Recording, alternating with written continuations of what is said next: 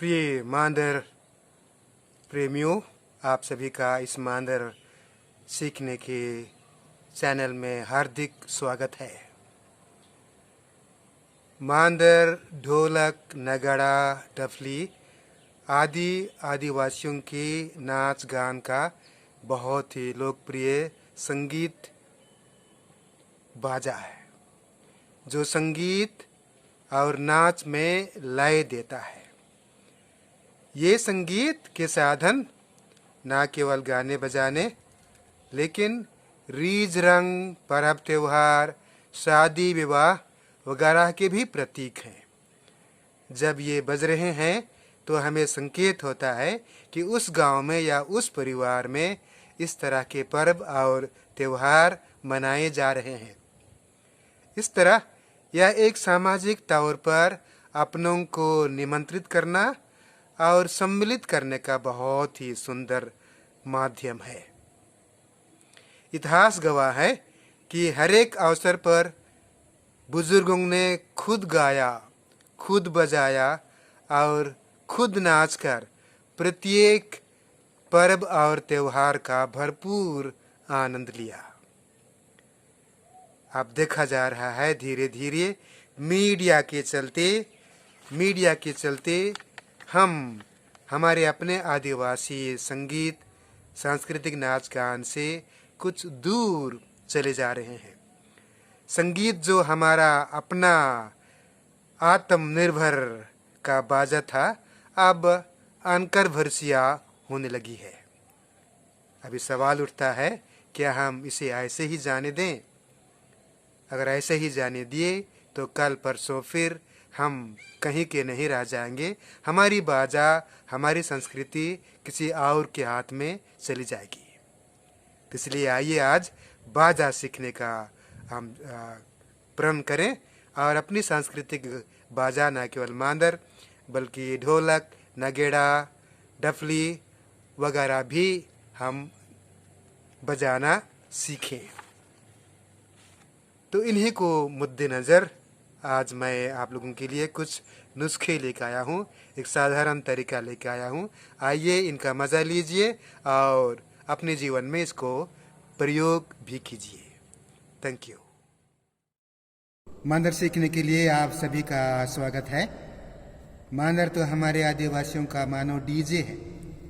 और जब हम लोग डीजे से नाचते गाते हैं तो हमें चाहिए कि हम भी अपने सांस्कृतिक वादन का मजा लेकर के नाचें और झूमें। आज मैं संक्षेप में आप लोगों को मांदर बजाने के लिए साधारण सा एक तरीका बताने जा रहा हूँ। मांदर में दो सिरे होते हैं, एक को कहते हैं दाहिना सिरा और दूसरा को कहते हैं बायां सिरा। और दाहिने सिरे तरफ ये आवाज होते हैं। जब हम मांदर को बीच में मारते हैं तो तांग की आवाज आती है।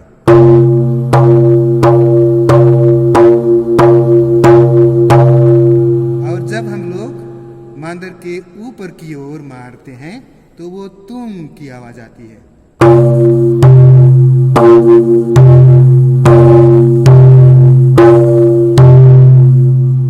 उसके बाद में जब हम डबल मारते हैं तक या तंग तंग,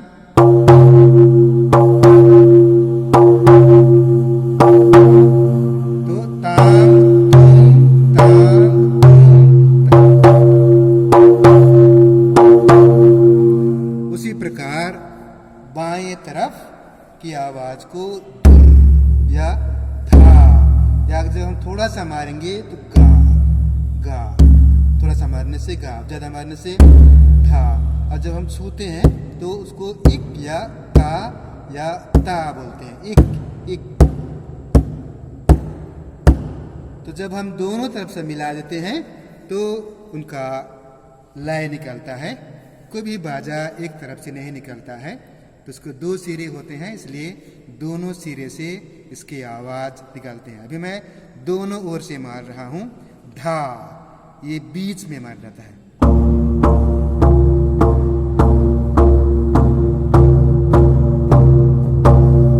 अगर हम उसी को दाहिना वाला हाथ को और बायां वाला हाथ को दोनों को साथ में मारें और दाहिना वाला को थोड़ा सा ऊपर उठा दें तो ये धूम हो जाता है।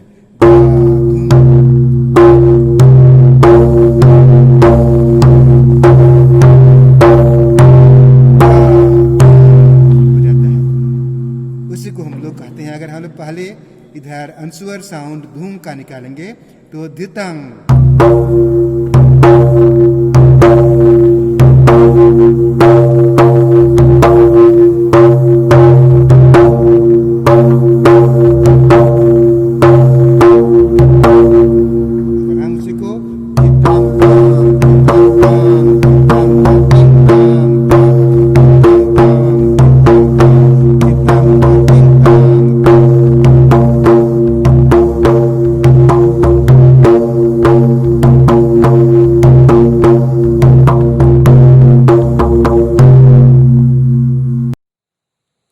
अगर हम मांदर ताल की बात करें तो ये अलग अलग अवसर पर, अलग अलग मौसम पर, अलग अलग नाच के आधार पर होता है। जैसे हम भजन की बात करें तो भजन हमारे आदिवासी का सबसे सहज नाच और बाजा है और ये 4 बीट का होता है। देखा जाए तो अभी का जो डीजे है इसी भजन और शादी के लय में बना होता है। इसके ताल इस प्रकार होते हैं, तांग तांग धतिंग गिद्दांग इत्तिक तांग, धतिंग गिद्दांग इत्तिक तांग।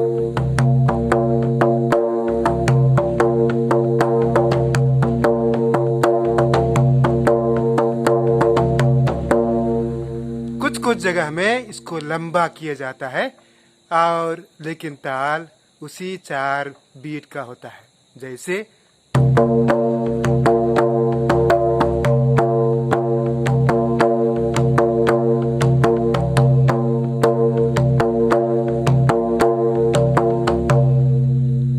साथ साथ कुछ कुछ जगह में और भी लंबा करने का भी तरीका होता है। जैसे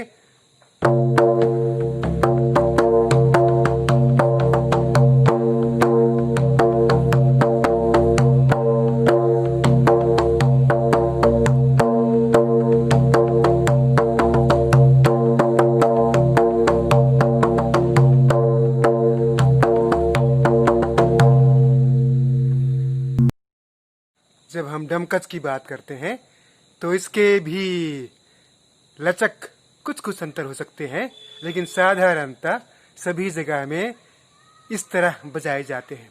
इसके बोल होते हैं इताक तताक धितांग धतिंग, ताक तताक धितांग धतिंग।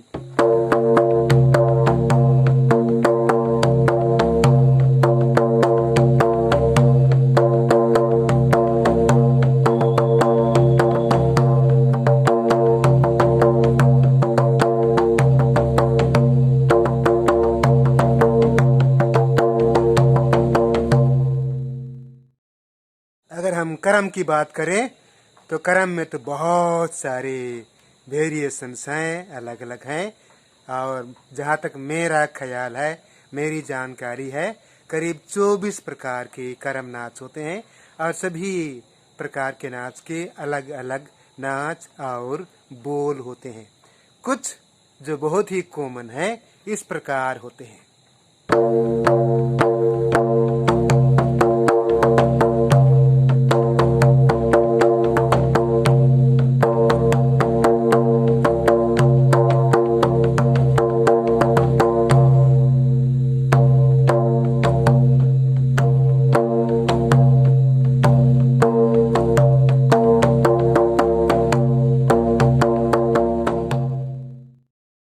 और एक जो बहुत ही सहज और लोकप्रिय ताल है